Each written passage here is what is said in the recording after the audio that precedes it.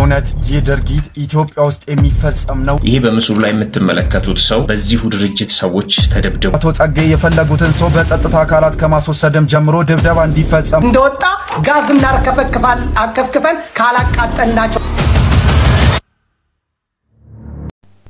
ሰላም ለእናንተ ይሁን እንደምን አላችሁ በሌላ ሰበር አዲስ መረጃ ተመልሻለሁ እንግዲህ በዛሬው የምንመለከተው የፍኖተ ጽድቅ ማህበር መስራች ባለቤት ሆነው አቶ ጸጋዬ የግል እስር ቤት እንዳለውና በዚያም ብዙ ወጣቶች እንደሚያሰቃይ በተለይ ደግሞ በተለያየ ድርጅቶቹ የሚያደርገው ክፉ ሴራ ወጥቷልኝ እሱን የማሳያችሁናል እንዲም ደግሞ ወንድማችን ዘመድኩን በቀለ የወጣው አስደንጋጭ መረጃ አለ ብዙዎቹ ውሃቢዎችን ያስደነገጠ እርሱም የደነገጠበት መረጃ እርሱን የምንየው ሆናል ማለት ነው እንግዲህ ይሄንን ቪዲዮ ሁላችሁም ላይክ ማድረግ እንድትጀምሩ ይሆን የታድሶ አይነት ዜማ ያላቸውን ዝማሬዎች ሲያዘምር የምናውቀው የፍኖተ ጽድቅ ባለቤት አቶ ጸጋዬ ብዙ ጊዜ በሱ ጉዳይ ብዙ ነገር ሰርተናልኝ ዛሬ ደግሞ እጅግ በጣም አስደንጋጭ መረጃ ወጥቶበታልኝ በተለያዩ ድርጅቶቹ ወጣቶች ይደበደባሉ እስኪ ይሄንን ቪዲዮ እንየው ምንድነው ያደረገ ያለው እውነት የድርጊት ኢትዮጵያ ውስጥ የሚፈጸም ነው ያስባለ መረጃ ደግሞ የመንግስትን ትኩረት የሚፈልግ ነውና በተገቢው እየሰማችሁ ለደሃ ልጅ የምታስቡ ሁሉ ይህንን መረጃ አጋርታችሁ ህዝብ ማወቅ ይገባዋልና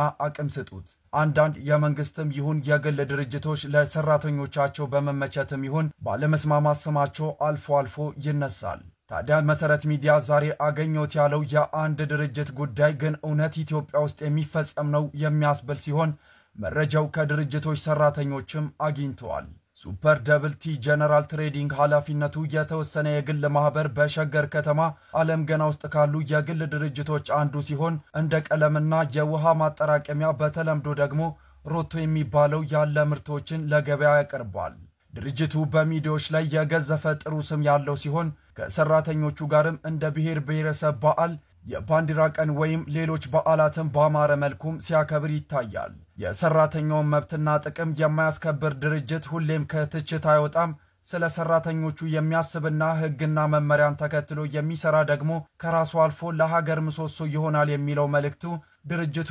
ያስተላለፈው በቅርቡ የሰራተኞች ቀን ብሎ ባካበረው በዓል ላይ ነበር ድርጅቱ ከዚህም አልፎ በሸገር ከተማ በገላንጉዳ ክፍለ ከተማ ያስገነባው ዋቶ የጤና ኬላ የዛሬ ዓመት አስመርቆም ነበር በቅርቡም ለመቄዶኒያ ገንዘብ ሲያሰባስብም ሱፐር ደብል ቲ ጀነራል ትሬዲንግ የ500,000 ብር የገንዘብ ስጦታም አበርክቷል ታዲያ ምን ሆነም አቶ ጸጋዬ ደበበ የሱፐር ደብል ቲ ጀነራል ትሬዲንግ ኃላፊነቱ የተወሰነ የግል ማህበር ባለቤት ናቸው በርካቶች ግለሰቡ የፍኖተ ጽድቅ ጠቅላላ መንፈሳዊ ማህበርና የዩቲዩብ ቻናል መስራች መሆናቸው ያውቋቸዋል አቶ ጸጋዬ የድርጅታቸው ስም በሚዲያ የገነነ እንዲሆን ነገር ግን የሥራው ቦታው ሲኦል እንዲመስል እንዳደረጉ መሰረት ሚዲያ ያነጋገራቸው በርካታ ሰራተኞች ይናገራሉ ታዲያ አቶ ጸጋዬ የፈለጉትን ሰው በጸጥታ አካላት ከማስወሰድም ጀምሮ ድብደባ እንዲፈጸም ማድረግ እንደሚችሉም ተነግሯል ፖሊሶች ሲጠሩ በደቂቃ መተው የተባሉትን አርጎ ይሄዳሉ የሚሉት አንድ ሰራተኛ ናቸው ሲልም መሰረት ሚዲያ አረጋግጧል ሱፐር ደብል ቲ ጀነራል ትሬዲንግ አሁን ላይ ከ4000 እስከ 5000 የሚደርሱ ሰራተኞች እንዳሉ የታወቀ ሲሆን በርካታ ሰራተኞቹ ስማቸው ሳይጠቀስ እንኳን ለሚዲያ ለመናገር ሲቸገሩ መሰረት ሚዲያ መታዘብ ችሏል ከስራ 1 ደቂቃ ያረፈደ 700 ብር ማስቲካ ያኘከ 1000 ብር ይቀጣል ስራ መልቀቅ እፈልጋለሁ ያለ ሊደበደብ ወይም ሊታሰር ይችላል 2 ቀን አንገብጋቢ ጉዳይ እንኳን ገጥሞ ብትቀር ሙሉ በሙሉ ከስራ ተባረራለህ የሚሉ ሌላኛው ሰራተኞች ናቸው ሲል መሰረት ሚዲያ በድጋሚ ገልጿል የሚከተለው ድብደባና እንግልት በመፍራትም ማንም ተመልሶ መብቴ ይከበር እንደማይልም ይናገራሉ ብለዋል ሰራተኞቹ አክሎ መግቢያ ሰዓት ጠዋት 12 ሰዓት ከ20 መውጫ ደግሞ ማታ 12 ሰዓት ነው በማለትም ገልጸዋል መቅረት ማስፈቀድ የሚባል ነገር የለም የሚሉት በርካታ የተቋሙ ሰራተኞች የድርጅቱ ባለቤት አቶ ጸጋዬ በተደጋጋሚ እያንዳንድሽ ብሬን ቀደሽ አትጨርሺው ምንም አታመጡም የፈለኩትን አረጋለሁ በሚል ንግግራቸው እንደሚታወቁም ያነሳሉ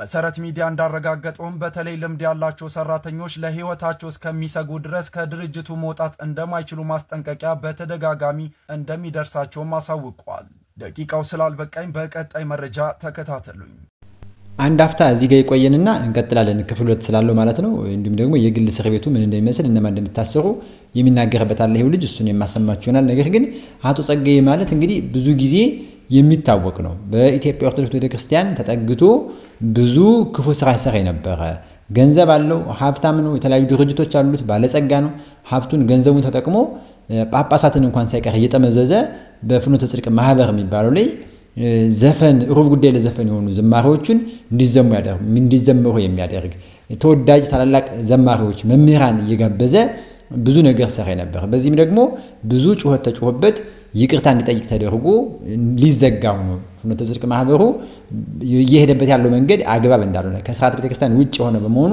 ይቅርታ ጠይቆ እንደገና ወደ አገልግሎት ተመልሻለሁ ቢልም ነገር ግን ያንኑ የተሐድሶ እንቅስቃሴውን ያደርግ ነበር። ታስታውሳላችሁ የቅርብ ጊዜ ትዝታ እንኳን አቡነ ገብርኤል ከኢትዮጵያ ኦርቶዶክስ ተዋሕዶ ቤተክርስቲያን አስተምህሮት ውጭ ሆነ ማርያም ቤዛዊት አትባልም አትደንግጡ ብለው እንዲናገሩ ተደረገ። ያውን በሰሞነ ሕማማት ብዙ ነገሮች ያደረገ ሰው ነው አቶ ጸጋዬ ማለት እንግዲህ ፓትርያርኩን ሳይቀር እየጋበዘ በትንንሽ ጉባኤዎች ላይ በእሱ ጉባኤ ፍኖተ ጽድቅ በሚባል ማህበር ላይ እየጋበዘ ክፉ የተሐድሶ መሰሪነቱን ያካሄደ የነበረ ሰው ነው። ዛሬ ደግሞ እጅግ በጣም ድንቅ የሆነ ሚስጥር ወጥቶባል በሱ ዙሪያ ማለት ነው። እስኪ እንስማው ደግሞ ቀጣይ መረጃ አለው። ይህ ክፍል 2 በሰቆቃ ውስጥ ለሚገኙ የሰራተኞች መረጃ ነው። እወጣለሁ ያለ ልምድ ያለው ሰራተኛ ካለ ይታሰራል ወይም ይደበደባል። ሲታሰሩ ደግሞ ከ1 ሚሊዮን ብር ጀምሮ ቁጥር ይጠራና ብር ሰርቋል ወይም ሰርቃለችም ይባላል። በውሸት መስክር ትባላለህ 20 ሺህ ብር ይከፈልሃል። እምቢ ካልክ ደግሞ አንተም ትታሰራለህ የሚሉ አሁን ድረስ ከፍተኛ ስጋት ውስጥ እንደሚገኙ ሰራተኞች ገልጸዋል።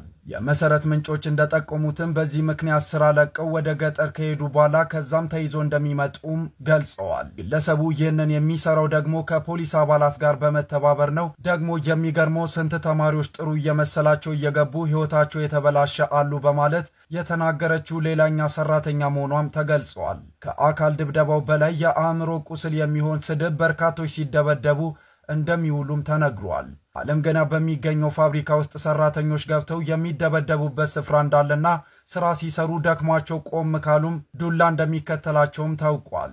በዚህ ምክንያትም በአንድ ቀን ውስጥ ሰው ሳይደበደብ የማይውል ቀን እንደሌለ ሰራተኞቹ ጠቁመዋል። ምንም ሳታጠፋ ተላላኪዎች ይመደቡና አጥኑ ይባላል። እያንዳንዱ ሰው በወሬ ስንቱ ታሰረ ስንቱ ተደበደበ። ደግሞ በጣም የሚያሳዝነው ውጪ ላይ ሚዲያ ላይ እንደሱ ያለ ጥሩ ያለ ሰው አይመስልም የሚሉ ቅሬታዎች አቅራቢዎቹ ሰራተኞቹ ናቸው። በግለሰቡ በተገነባ ሆስፒታል ውስጥ ደግሞ በእርዳታ መድኃኒትና ዊልቸር እንደሚገባ የታወቀ ሲሆን መድኃኒቱና ዊልቸሩ ግን በውድ ተመልሶ ለተጠቃሚ እንደሚሸጥም ተሰምቷል። ማንም ሆስፒታል የሌለ መድኃኒት እዚህ ሊገኝ ይችላል። የእርዳታውንም በነፃ ያስገባሉ፣ ግን በእርዳታ ስም ይቸበቸባል። ይህ ማለት ደግሞ ሀገሪቱ እየተበዘበዘች ነው የሚሉ ደግሞ በሸገር ከተማ አስተዳደር የሚሰሩ አንድ አመራር ናቸው። እንደምንሰማው ብዙ ችግር በሰራተኞች ላይ ይነሳል። ለምሳሌም የመብት አለመከበር ጥያቄና የሥራ ልምድ እንኳን ሲጠየቅ የመከልከል። ግለሰቡ ለብዙ ሰው የሥራ ዕድል የከፈቱ ናቸው፣ ግን ደግሞ የደሃ ልጅ ሰቆቃ ይብቃ ማለት ይገባል በማለት አመራሩ ተናግሯል። አንዳንዴ ይሄ ነገር ሀገር ውስጥ ነው አይደለም እንዴ ብለህ ታስባለህ። ስራ አጥፍተህ ከሆነ ተቀጣ፣ ገንዘብ ነው። የሰው ልጅ ግን መጫወቻ ለምን ይሆናል? እስከ መቼ ስድብ፣ ዱላ፣ እስርና ማስፈራሪያ ለምን በማለት አንድ ሰራተኛ ጥያቄያቸውንም ሰንዝረዋል። ያቶ ጸጌ የተደበቀ ድብቅ ሚስጥሩ የሰማችሁትን ይመስላል ማለት ነው። እንግዲህ ይሄ ጉዳይ ወይም ይሄ መረጃ ሐሰት ነው ውሸተኛ ነው ያሉ አንዳንድ ሰዎች መረጃውን ለማጣፋት ይሞክራሉ። ነገር ግን ይሄ ትክክለኛ መረጃ መሆኑ ከተጣራ በኋላ እንዲሄዱ ነው በዚህ ያለ መልኩ ይወጣው ማለት ነው። እንግዲህ ምን እንላለን? በእውነት አንዳንድ ሰዎች እርሱ ንጹህ ክርስቲያን ስለሆነ ነው በስራ ገበታ ላይ አላስፈላጊ አልባሳት ለብሰው ሲመጡ እንዲህ ያለ ቅጣት የሚያደርግባቸው ደሞዝ፣ ዱላ፣ ድብደባው ምናምን የሚል ማስተባበያ ሰጣቸዋል። በእውነት እንደዚህ ነው ክርስትና? እንደዚህ ነው እንዴ? ሊቀጣ የሚችለው በዚህ አግባብ ነው? ሃይማኖትን ማስረጽ የሚቻለው በዚህ ልክ ነው? በዚህ ልክ ጨካኝ በመሆን ነው እንዴ? ይሄ እጅግ በጣም አሳዛኝ ነው። በዚህ ልክ የተጎዱ ስንት ሰዎች እንዳሉ እንግዲህ እግዚአብሔር ቁጠረው። ሲል ሱፐር ደብልቲ ጀነራል ትሬዲንግ የተባለ ድርጅት በዓለም ገና የሚገኝ በሰራተኞቹ ላይ በርካታ የመብት ጥሰት ስራዎችን እየፈጸመ ይገኛል በሚል የወጣውን መረጃ ተንተርሶ አሁን ደግሞ በአዲስ መንገድ ይሄ በምስሉ ላይ የምትመለከቱት ሰው በዚሁ ድርጅት ሰዎች ተደብድቦ ከፉኛ ጉዳት ደርሶበት ለመራመድ ገና 10 ዓመት መጠበቅ አለበት ተብለው ህክምና ሰዎች ነግረውታል። እንግዲህ ከድርጅቱ ለመውጣት ሲፈልጉ እዚሁ መረጃ ላይ እንደተካተተው ብር ሰርቆን ይወጣው ብለን መልሰን እስር ቤት እንከታለን የሚል ማስፈራሪያ እንትን ያደረጉባቸው ስለነበር ይሄ ሰውዬ ግፉ ሲበዛበት ለቆ ይወጣል ከድርጅቱ። ነገር ግን አፈላልገው ይዘውት በመታዩት መንገድ እንዳይሞት እንዳይድን አድርገው ድብደባ ፈጽመውበት አንዳንዱ ፎቶዎች ለማየትም ጭምር ከባድ በሚሆን መንገድ በዚህ መንገድ ላይ አድርሰውታል ማለት ነው። እንግዲህ የግፉ ጥግ የሚፈጽሙት ነገር ምን ያክል ከባድ እንደሆነ ራሳቸው ድርጅት ውስጥ የሚሰሩ ሰራተኞች ጭምር የሚሰጡት እውነታ ነው። ይሄኛው ደግሞ እጅግ የባሰ እጅግ የከፋ ነውና ይሄ በእውነት በ21ኛው ክፍለ ዘመን ይፈጸማል ይከናወናል ተብሎ የማይታሰብ ጭካኔ የጭካኔ ጥግ ነው። የስራና ያሰሪ ወይም ደግሞ የሰራተኛና የኃላፊ ግንኙነት ምን መምሰል እንዳለበት የታወቀ ነው። በህግም የተደነገገ በህሊናም የሚመዘን የሚዳኝ ነገር ነው። እንዲህ ከህሊና ውጭ ከህግ አግባብ ውጭ በሆነ ትልቅ ወንጀል እየተፈጸመ ሰራተኞች በዚህ መልኩ እየተደበደቡ እንዲህ አካላቸው ጎድሎ ከስራቸው ተሰናብተው የማይሆን ነገር ውስጥ እንዴት ነው ሰው ስራ አረፈድክ ተብሎ በዚህን ያህል ደሞዝ የሚቀጣው? በሞተ ደሞዝ እንግዲህ ምን ያህል ደሞዝ ሊከፈል እንደሚችል እናንተ ሁላችንም ልንገምተው እንችላለን። ታዲያ ይህ በሆነበት ሁኔታ በዚህ ልክ ከደሞዝም ደሞዝ ሳይከፈላቸው ደግሞ ደሞዙም ይሁንብን እንኳን ብለው ድብደባው፣ አካል ማጉደሉ፣ በጥይት ማስፈራራቱ፣ ዛቸው ይሄ ሁሉ ነገር ምን የሚሉት ነው? እጅግ በጣም አደገኛ ስራ ነው። በእውነት እንዲህ አይነት ሰው ነው እንግዲህ ቤተክርስቲያን ገብቶ አገለግላለሁ እንደዚህ ፈጽማለሁ እያለ ሲንደፋደፍ የምንየው ማለት ነው። ሰውየው በጣም ባለጸጋ ነው፣ ሀብት አለው፣ ገንዘብ አለው። በገንዘቡም ብዙ ዘማሪዎችን ታላላቅ የሚባሉ ዘማሪዎችን አታሎ ወደ ግል ጥቅሙ ወደ ታድሰው እንቅስቃሴው ሲወስዳቸው እንደነበረ ዘማሪዎችን ብቻ አይደለም ሰባኪ መምህራኖችን እነሱም ብቻ ሳይሆን ጳጳሳቱን ሁሉ በዚህ ልክ ጠምዝዞ ሲታገል ነበር። ቤተክርስቲያንን እየታገለ ያለ ግለሰብ ነው። በተደጋጋሚ ብዙ ነገር ተብሏል ማለት ነው። ጭራሽ ደግሞ ማዕረግ ተሰጥቶት የማዕረግ ስም ተሰጥቶት መጋቢ እንደዚህ ተብሎ ማዕረግ ዝቅ ያለበት ዘመን ላይ በመሆኑ እንዲህ አይነት ሰው ነው እንግዲህ በማዕረግ ተሰጥቶት በማዕረግ እየተጠራ ቤተክርስቲያኗን ለታድሶ እንቅስቃሴ አሳልፎ እየሰጠ ያለና እየታገለ ያለ ሰው ማለት ነው። እጅግ በጣም የሚያሳዝን ነው።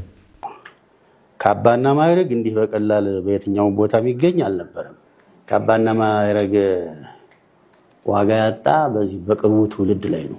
ድሮ በጉባኤ ተመርቆ አስተማሪ የማይሆን ወይም የደብር አለቃ ሳይሆን ካባ አይጫንም። ሌላው ደግሞ የማዕረግ ስምም እንደዚሁ ነው። አሁን እንደምታዩት ወዳታች ተበትኖ ቀዳሚ ሙፍቲን አስከሬን ተቆፍሮ ወጥቶ ኮልፌ መቀበር አለበት እያለ ነው። እሺ ብላችሁ ብትሰሙት እንደወጣ ጋዝና አርከፍክፈን ካላቃጠልናቸው ማለታቸው አይቀርም። ተቀዳሚ ሙፍቲ እኮ ያዩትን አይተው ነው ከነዚህ ሰዎች የሸሹት። መጅሊሱን ተውላቸው፣ ቤታቸው ድረስ ተከተሏቸው።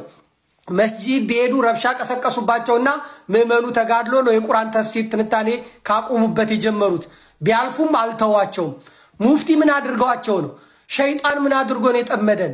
ነብያችን ምን አጥፍተው ነው ከመካ 450 ኪሎ ሜትር ድረስ ያሳደዷቸው? ሙፍቲ ሰው ሁኑ ከዘርም ከሃይማኖትም ሰውነት ይቀድማል ብለው ያስተማሩት መንገድ እሳት ሆነባቸው።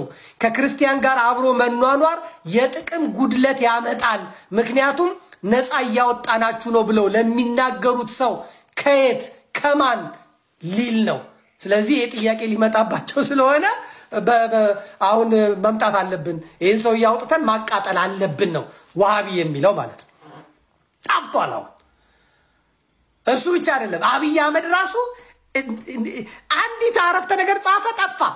ዳንኤል ክብረት አልተነፈሰም። ስለ ሙፍቲ ቢተነፍስ ዋሃቢ ሰቅሎ ይገለዋል። አልተነፈሰም፣ አልጻፈም። እነ ሙጂብ አሚኖ ቢጽፉም ኮመንቱን ገብታችሁ ተመልከቱ። የእስላሞቹ መልስ ማለት ነው፣ የእስላሞቹ ንግግር ማለት ነው። በጣም በሚገርም ሁኔታ ማለት ነው። እስላሞቹ በራሳቸው የዋሃቢን ጉዳይ ወደ አደባባይ ያወጡት ማለት ነው። ዋሃቢዎቹ ደግሞ ትንሽ መሆናቸውን የምታውቁት ሙፍቲን ለመቅበር ሙፍቲን በመደገፍ የወጣውን ህዝብ ስታዩ እነዚህ ትንሽ መሆናቸውን ታውቃላችሁ። ለምንድን ነው ታዲያ ድምጻቸው የሰፋው ካላችሁ ድምጻቸው ቫይራል እንዲወጣ ፌስቡክም ዩቲዩብም ተባባሪ ነው። ሁለተኛ ደግሞ እንቁራሪቶች ድምጻቸው ብዙ ነው። ሁለት እንቁራሪቶች አንድ ኩሬ ውስጥ ገገቡ አያሳድሯችሁ። ከተማ ሙሉ ነው የሚመስሉት። ሁለቱን አጥምዳችሁ ከያዛችሁ ግን ኩሬው ሀገሩም ሰላም ያድራል። ይሄ ዋሃቢ ምላስ አለው፣ የእንቁራሪት ምላስ ሲል ሀገሩን ነው የሚበትነው። ሃይማኖት ስለሌለው ገንዘብ አለው። 4 ሚስት ያገባል። ስራው ምን እንደሆነ አይታወቅም። በሚሊዮን የሚቆጠር ገንዘብ ነው የሚያመላልሱ። አሁንማ ባንክ ተከፍቶላቸዋል፣ እስላማዊ ባንክ ተከፍቶላቸዋል። መኒ ላውንደሪንግ በደንብ ነው የሚሰራው። ዶላሩ ምኑ እምነትም ሃይማኖትም ስለሌላቸው ማለት ነው። ካራቴ የማያሰለጥኑት የለም፣ መስጊድ ውስጥ የማያስገቡት ቆንጨራ የለም። የኢትዮጵያ ሙስሊሞችን በአጠቃላይ ኢማሞቹን የሚያሰግዱትን ደብድበው ጥርስ አውልቀው በቦክስ መተው መስጊዳቸውን ተረክበዋል። አብይ አህመድ አስረክቧቸዋል። አንዳንድ ቦታ ወጥረው ይዘዋል። ደሴ ላይ ያያቸዋቸው ባለፈው የደሴ ገብርኤልን ህዝቡን አጥፍተን መስጊድ እናደርገዋለን ለምን ብለን ነው ገብርኤልን የምናቃጥለው? ቤተክርስቲያን መቃጠል የለበትም ሲሉ የነበሩት እነዚህ ወሃቢዎች ናቸው። መከላከያ ውስጥ ገብተዋል። አሁን ደሴ ዙሪያ ደሴ ምናምን መንግስቱ ስርዓቱ ለራሱ ሲል ይፈልጋቸዋል። እናንተም እምነታችሁን ለማስፋፋት የኔንም መንግስት ለማዳን መዘጋጀት አለባችሁ ብለው ስልጠና ወስደዋል። ፋኖ ክርስቲያን ነው፣ ፋኖ እንደዚህ ነው የሚሉት አካላት ስርዓቱንም ራሳቸውንም ለማዳን የሚገቡ ሰዎች ናቸው ማለት ነው። መቼም ዘንድሮ የሃጂ ሙፍቲ እረፍት ያላሳየን ጉድ የለም። በተለይ ይሄ አካሪ ጽንፈኛው የውሃቢ ቡድን ምን አይነት ቡድን እንደሆነ ምን እየሰራ እንደሆነ በተለይ እስላም ከክርስቲያኑ ጋር ተስማምቶ እንዳይኖር ምን ያህል ጠንቅና ፈተና እንደሆነ አይደለም ለክርስቲያኖቹ ለሙስሊሞች በራሱ የሚያሰጋ መሆኑና ሙስሊሞቹን በግልጽ የተቃወሙት አራጅ ነው እንደዚህ ብዙ መከራ ያመጣብን እነሱ ነው ብሎ ራሳቸው የተናገሩት ብዙ ማስረጃ ስለወጣ ማለትና በዚህም የተነሳ ብዙ መፈላለስ ነገር አለ። እንግዲህ እንደሰማችሁት ነው። ይሄ በጣም የሚያስደነግጥ ነው። የዚህን ድረስ ጭካኔ ይሄን ድረስ ከማቃጠል ይሄን ድረስ የሚደርስበት ሁኔታ ይሄ አሁን ሃይማኖት ነው ልንል እንዴት እንችላለን? ስለዚህ ወንጀሎች እየተጋለጡ ወንጀሎች በስርዓት በአደባባይ እየወጡ ለህግ ለፍትህ እንዲቀርቡ ያስፈልጋል ማለት ነው። እንግዲህ ይሄን ማለታችን ህግ እንዲከበር ፍትህ እንዲጸና ሀገራዊ ጉዳይም ሃይማኖታዊ ጉዳይም በመሆኑ ማለት ነው። ለዛሬ ያዘጋጁት ቪዲዮ ይሄንን ይመስላል ማለት ነው። እስካሁን አብራችሁን ስለቆያችሁ ከልብ አመሰግናለሁ። ሰላም እግዚአብሔር ከሁላችሁ ጋር ይሁን። ሰላም ለእናንተ ይሁን። ሰላም ቆዩኝ።